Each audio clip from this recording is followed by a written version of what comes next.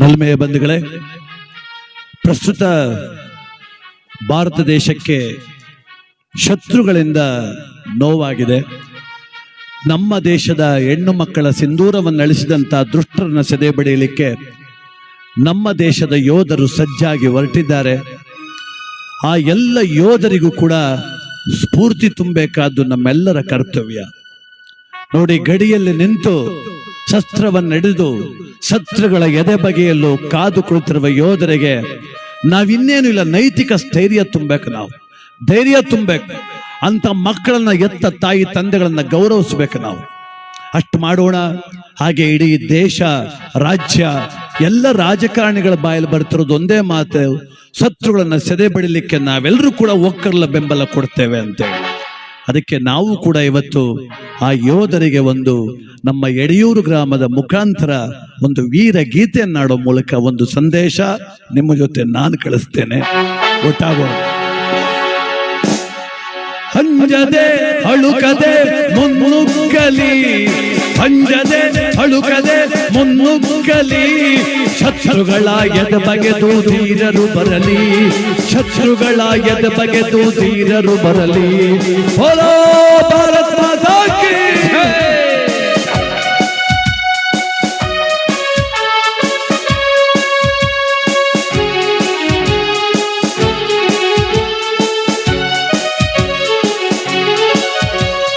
ಕೋಟಿ ಕೋಟಿ ತುಟಿಗಳ ಪ್ರಾರ್ಥನೆಯು ನಿಮ್ಮ ಜೊತೆಗೆ ಎಂದೆಂದು ಇರಲಿದೆ.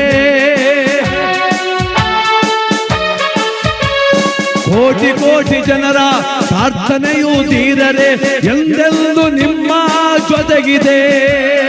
ಭವ್ಯ ಭಾರತದ ದೈವದ ವರಬಲವು ಎಂದೆಂದು ನಿಮಗಿದೆ. ಭವ್ಯ ಭಾರತದ ದೈವ ಬಲ ಎಂದೆಂದು ನಿಮ್ಮ ಜೊತೆಗಿದೆ. ಅಂಜದೆ ಅಳುಕದೆ ಮುನ್ನುಗ್ಗಿರಿ ನನ್ನ ಭಾರತ ಯೋಧರೇ, ಅಂಜದೆ ಅಳುಕದೆ ಮುನ್ನುಗ್ಗಿರಿ ನನ್ನ ಭಾರತದ ಯೋಧರೇ. ಬೋಲೋ ಭಾರತ್ ಮಾತಾ ಕಿ ಜೈ.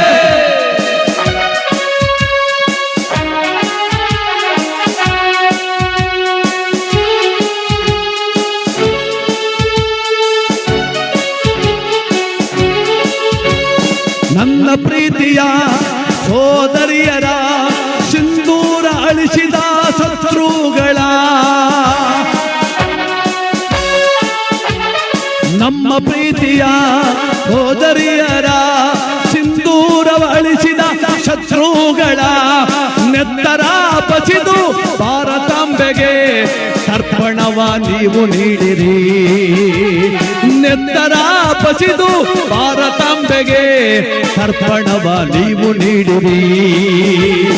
ಅಂಜದೆ ಅಳುಕದೆ ಮುನ್ನುಗ್ಗಿರಿ ನನ್ನ ವೀರ ಕಲಿಗಳೇ, ಭಾರತದ ಹುಲಿಗಳೇ.